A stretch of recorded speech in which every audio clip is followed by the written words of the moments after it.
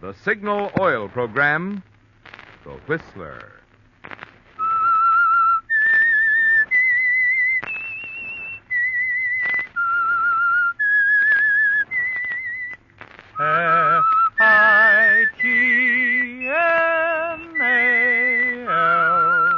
H-I-T-N-A-L.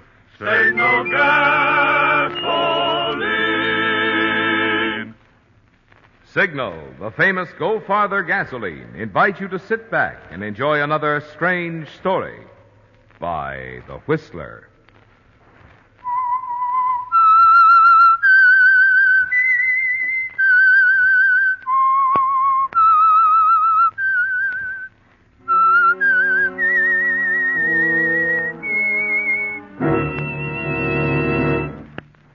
I am the Whistler, and I know many things, for I walk by night. I know many strange tales hidden in the hearts of men and women who have stepped into the shadows. Yes, I know the nameless terrors of which they dare not speak. And now for the Signal Oil Company, The Whistler's strange story, Determined Traveler.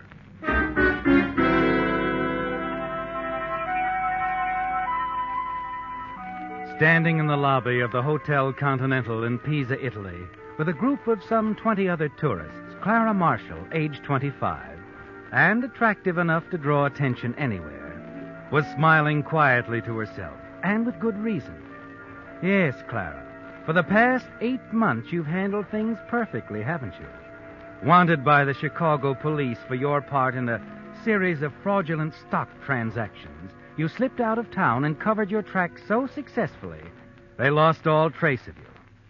Some weeks later, in a Los Angeles bookstore, you casually made the acquaintance of elderly, wealthy Harriet Wilson. And you took full advantage of this chance meeting, didn't you, Clara? Yes. Now you're not only her trusted employee, but her friend and traveling companion on a tour of Europe, and waiting on a foggy Italian morning to accompany her on a guided tour of Pisa. Sorry, ladies and gentlemen, but I'm forced to cancel today's tour. Too foggy. What do you mean? Oh, but, Guy, the streetcars are running. You needn't drive the bus. I'm sorry, Miss Marshall. It would be impossible to take a group this size through the foggy city on streetcars. It's too dangerous. But we don't plan to come through this city again. And Miss Wilson had so counted on seeing the Leaning Tower. Isn't that right, Harriet? Yes, I had looked forward to And it. you know we're leaving this afternoon. Please, Guy, won't you reconsider? Miss Marshall, in the interest of the group as a whole, I'm sorry, really. Pardon me, miss. I couldn't help overhearing it. Seems a shame that visitors who are so interested in seeing historical places shouldn't see them. Well, it looks as if not much is going to be done about that. Well, I was going to suggest Oh? that I'd be glad to take you to the Leaning Tower. It really isn't far from here. Oh, would you? Oh, that would be wonderful, wouldn't it, Harriet? Well, why, yes, it would. Well, good. Let's not lose any time. This way, ladies.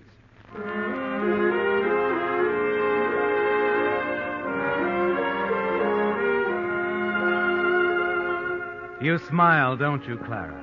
Leaving the hotel and boarding the crowded streetcar. And as you steal a glance at the stranger, you notice that he's studying you, too, very closely, as if memorizing every detail about you. Harriet, meanwhile, is quite excited about the whole adventure as the car rattles along the street. Clara, just think of our going through the streets of Pisa, in the fog, and on a streetcar. It's all so thrilling. It was nice of you to offer to escort us. It means a lot to see places we've seen in pictures so often. I want to go to the top of the tower and look down. They say that's where Galileo proved his theory about weights falling at the same rate of speed, you know. Oh, yes. I'd like to try dropping something. You'll have to excuse me, ladies. I'm sorry. What? I won't be able to take you to the tower today, after all. What? Well, you said it wasn't far. I'm really sorry, but it's unavoidable. Let's get off at the next stop. Seems we have no choice. Oh, but in this fog. You'll be all right. Get off at the third stop on the returning car, and you'll be right at your hotel. As we'll remember. I'm sorry, really. It's just that I have an important appointment. It's later than I realized. This just isn't my day. Thanks anyway, Mr. Hungate, Raymond Hungate. I'll see you later. Goodbye for now. As the three of you step from the streetcar, Raymond slips something into your pocket, quickly puts his fingers to his lips to silence you, and suddenly he's gone into the fog. As As you look around, you notice two men who left the streetcar just before it pulled away hurry off in the same direction that Raymond took. You feel sure they're following him, don't you, Clara? Harriet seems concerned only with watching for a returning car. She seems relieved as it appears. My goodness, I'll be glad when we get back to the hotel. Little did I think we'd be left here in the fog. I'm sure it'll all work out okay. Don't worry, dear. But he seemed such a nice young man. Well, we tried, Harriet. Can't win every time.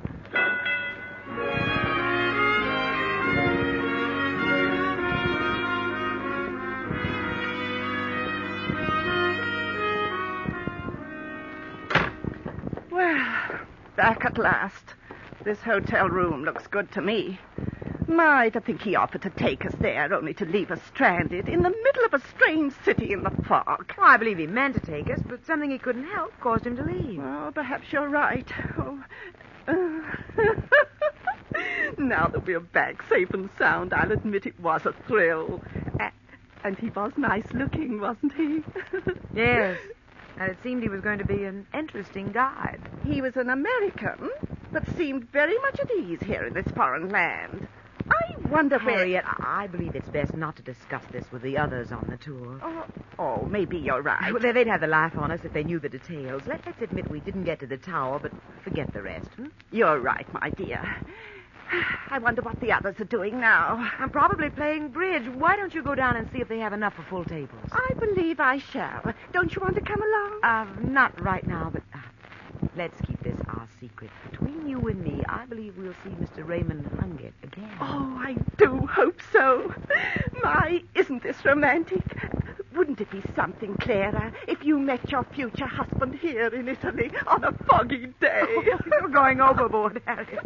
It's time you joined your friends. All right, but I like the idea anyway. You'll join us soon. In a little while, Harriet, yes.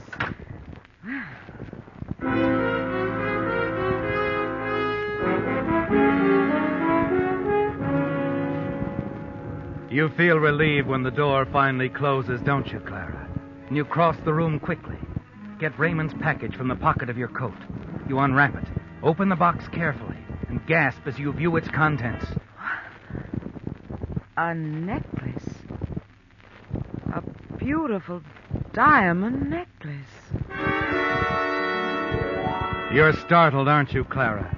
As you wonder if a fortune in jewels was actually thrust into your hands, if the diamonds of the necklace are real. It seems unlikely that a perfect stranger would entrust you with something so valuable. But as the tour moves on to the city of Rome, you manage to leave Harriet for a short time and seek out a reliable-looking jewelry store. I want to see if the clasp on a necklace is all right. I'd be very glad to help you, miss. Here it is. Che bella cosa. My, how that's beautiful. And so well designed. Worth many thousands of American dollars, eh? Well, I suppose. But it is, miss, I know. A very valuable piece. The clasp seems all right. Yes, it seems in perfect order. But it is well to be careful. Thank you so much. You see, my employer wanted to wear it tomorrow evening, but wanted to be sure that it would be safe. Oh, yes, I understand. Now, could I show you anything while you're here? Not now, thank you, but what you tell me about the necklace is most assuring indeed.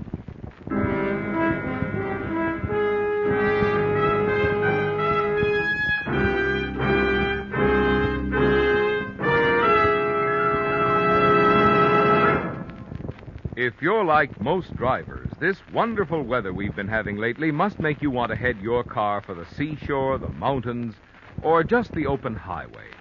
Naturally, these trips make you more concerned about gasoline mileage, the thing Signal gasoline is famous for. But mileage, mind you, is just one of the benefits you notice when you switch to Signal. After all, to give you such good mileage, Signal gasoline has to help your engine run more efficiently. So efficiently, you save gasoline 3 ways. 1, you save gasoline with Signal's prompt starting. 2, you save gasoline with Signal's smooth pickup. And 3, you save gasoline with Signal's full power. The kind of performance makes driving more fun. That's why motorists with a zest for driving pleasure, as well as those who appreciate economy, are both enthusiastic about Signal, the famous Go Farther gasoline. Signal, signal, signal gasoline. Your car will go far with Go Farther gasoline.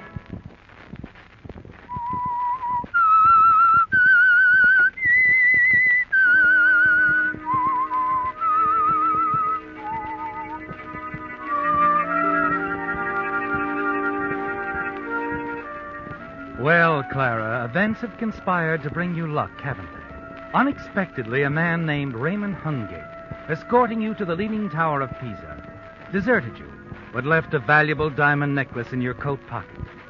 Now you find yourself thinking about the two determined-looking men who were following Mr. Hungate.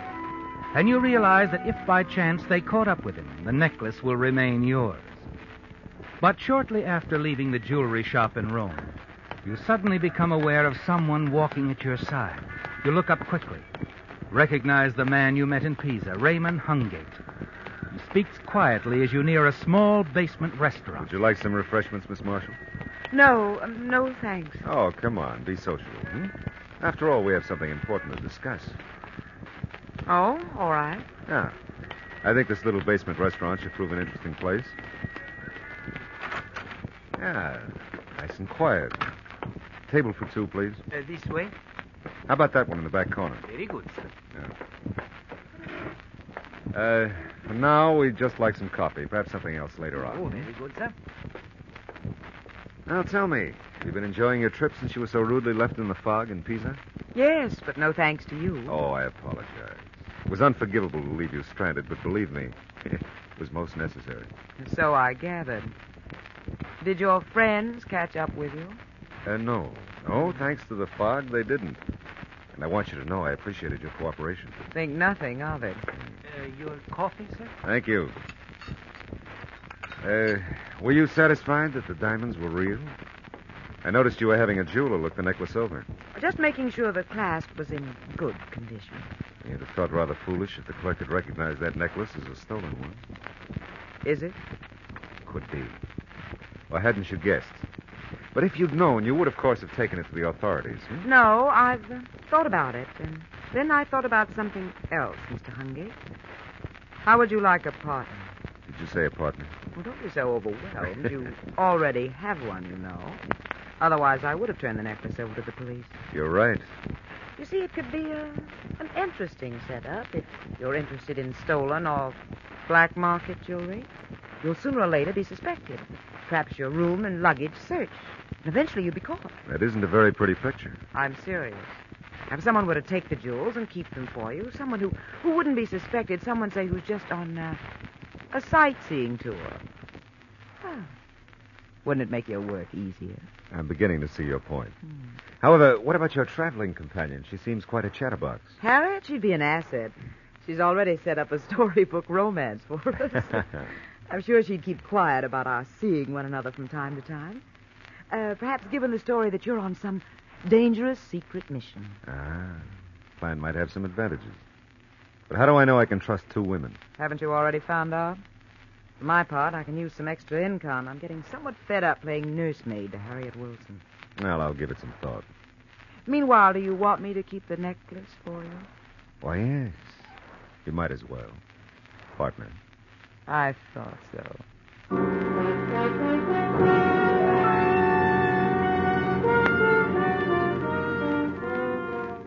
You feel quite proud of yourself, don't you, Clara? You've talked Raymond Hungate into a partnership in his jewel collecting.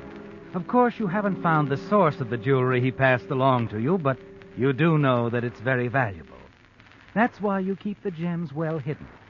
And since it's necessary to keep your meetings with Raymond secret from the other tourists, you encourage Harriet to continue with her romantic ideas. Clara, my dear, I can't tell you how happy it makes me to know that you found such an exciting and adventurous friend. He is nice. Nice. He's wonderful. And to think he's in the Foreign Secret Service for our government. Shh, not so loud. Oh, sorry, dear. Well, it could mean his life, you know, if people found out about that. He shouldn't even have told me. Oh, now, don't worry, Clara. I'll be careful. You can count on that. Thank you. Oh, but imagine meeting such a thrilling man here in a foreign land. He falls in love with you, and eventually, wedding bell. Oh, please, Harriet. I'll admit Raymond is fascinating, and I'm pleased with his attention, but, well, he hasn't asked me yet. Oh, but he will. This young man's in love with you. And you're in love with him, too. I can tell. I'm afraid you have spring fever, Harriet. Oh, you've been a changed person since you met him. You were always pleasant and nice to me. But now you seem to be, well, up in the clouds, you know. Maybe I am a little, but anyway, we keep this to ourselves. Oh, yes, of course. You can count on me.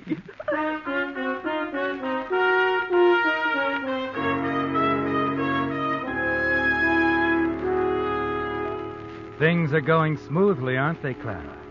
You've made Harriet believe you and Raymond are deeply in love. And you're sure she will never question any of your meetings with him. You and Harriet accompany the others on the various tours of Rome and the surrounding country.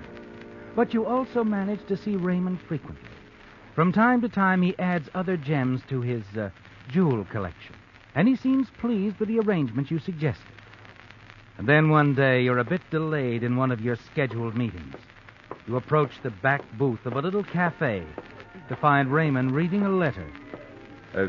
I didn't see you come in, Clara. You're slipping, Raymond. I thought you must always be on guard. Oh, I'm not worried. Even if accused, I have no loot for anyone to find. Not today. You seem very absorbed in your letter. Is it from the folks back home? Hardly. Don't be so inquisitive. Partners have a right to share, remember? Besides, I noticed it's from a Rocco Jewelry Company in Naples. You ought to meet someone.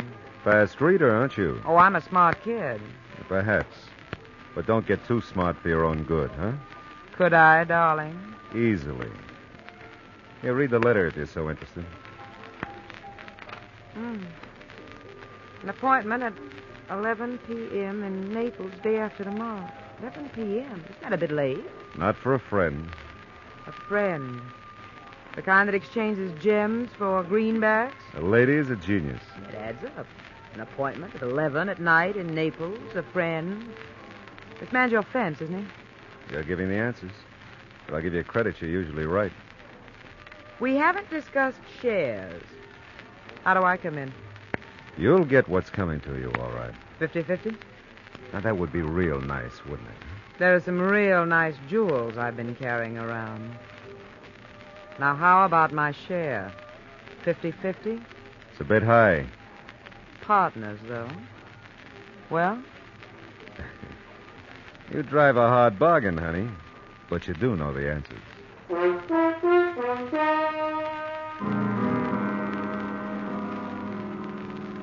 Interesting, isn't it, Clara? When you return to the United States, you'll be a rich woman. The jewels Raymond has accumulated are worth a small fortune, and it shouldn't be long until you receive your share. Raymond admits he has an appointment with a man named Rocco in Naples to make the exchange.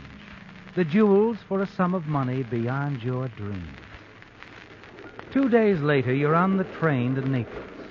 An hour or so before you arrive, you knock softly on the door to Raymond Hungate's compartment. Oh, Clara, come on in. Anyone see you? Oh, of course not. Yeah. Bring the stuff in your purse? Yes. They laughed when I bought this purse that I didn't need any more luggage. But it has come in handy. There they are. Look at them sparkle. Oh, pretty. Beautiful. Just think, how much would you say? 50,000 for little Clara? Well, Rocco will want a commission, but they'll probably bring about 75 grand. Yeah, it's not bad for a few weeks' work. Not bad at all. And even 37,500 is slightly more than my usual income.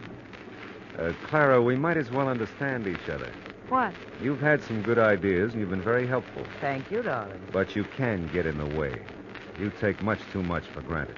Oh, come now, smile when you say that. Why?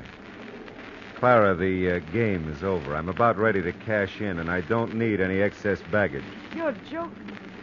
Look, you don't Can't mean you figure that the picture this time? We're almost into Naples. Your body can be found by the railroad tracks. By the time you're identified, I'll be in Naples, have the dough, and be on a boat, the good old USA. Don't be ridiculous. She'll be caught in a minute. What about Harriet? You've taken care of that. What? Harriet will only be able to tell them that she understands the job I have is very dangerous. That somehow you must have been killed by the men I was tracking down, or perhaps by accident.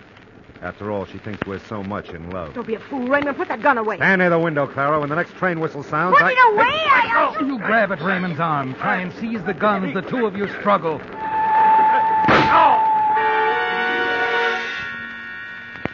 You look at the body of Raymond Hungate, slumped on the seat. Try to realize that you've killed him. You listen, expecting to hear people come clamoring into the compartment. But no one does.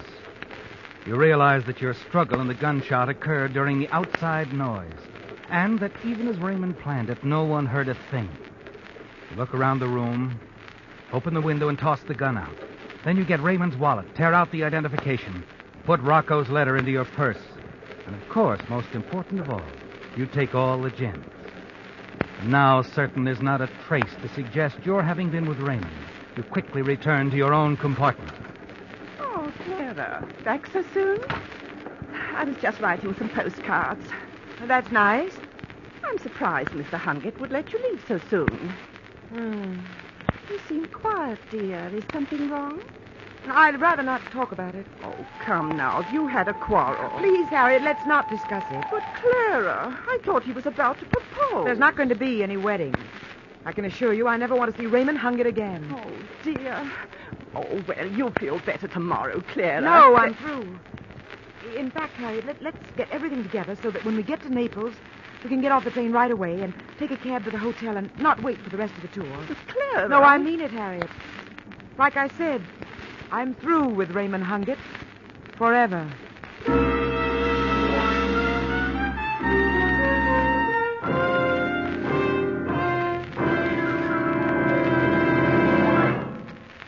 Spring or no spring, summer or no summer, you wouldn't feel nearly as peppy, would you, if you had to keep right on wearing heavy winter clothes? Well, that's just how your car feels about running on tired old motor oil. That's why you've been seeing these words. Time to change on that sign outside signal stations. Time to drain out old, sludgy, worn-out winter oil. Time to change to Signal Premium. Signal Premium, heavy-duty Signal Premium. Now, there's the oil that really protects your car. This proved and improved heavy-duty Signal oil does more, much more than just lubricate. In addition, Signal Premium motor oil cools, cleans, cushions, seals, and protects. Result? Tests under all types of driving conditions prove. New Signal Premium motor oil reduces engine wear 50%. Your engine keeps its like-new pep and power twice as long. So, since it's time to change, this time give your car a change for the better. Change to new heavy-duty Signal Premium motor oil at a Signal station. Time to change. Time to change.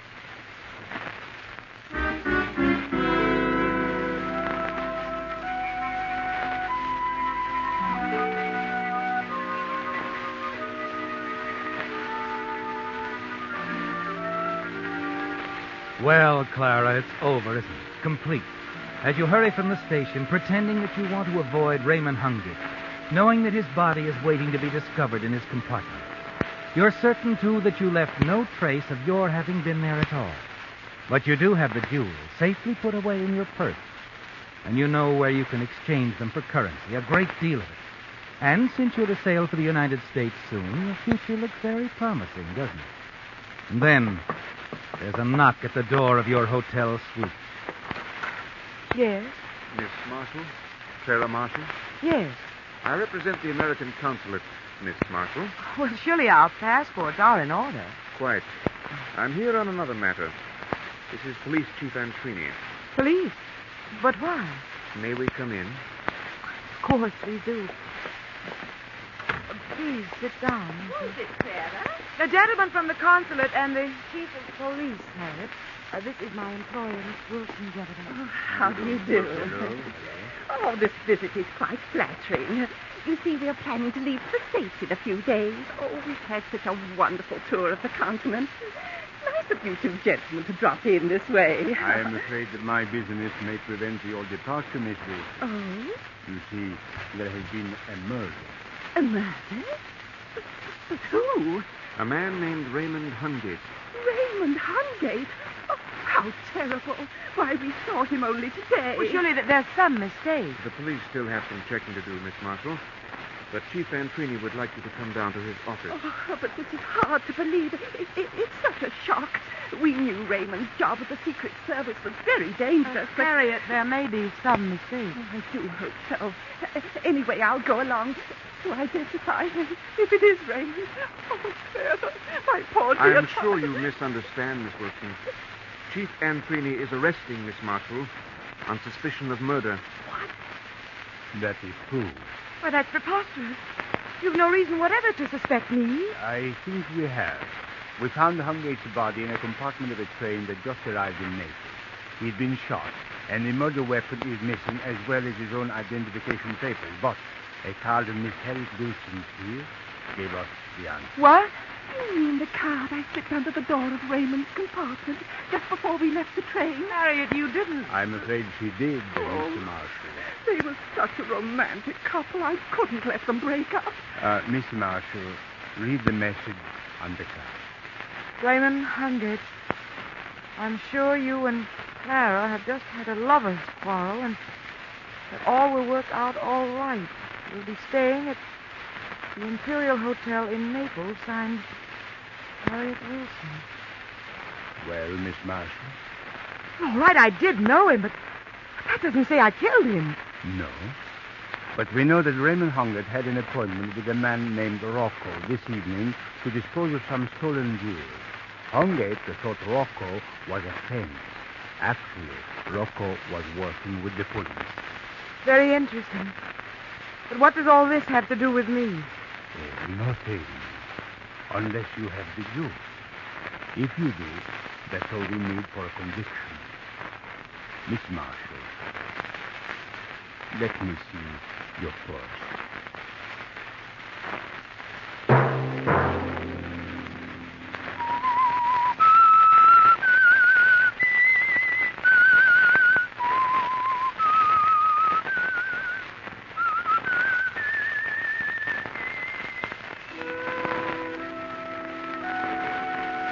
Let that whistle be your signal for the Signal Oil program, The Whistler, each Sunday night at this same time. Meantime, Signal Oil Company and the friendly independent dealers who help you go farther with Signal gasoline hope you'll remember. Regardless of what gasoline you use, you'll enjoy more miles of happy driving if you drive at sensible speeds, obey traffic regulations, and avoid taking chances. You may even save a life, possibly your own.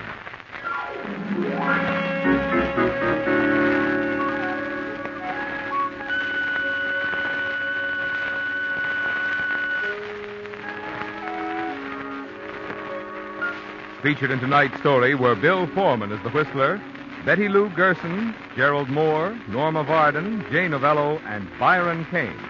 The Whistler was produced and directed by George W. Allen.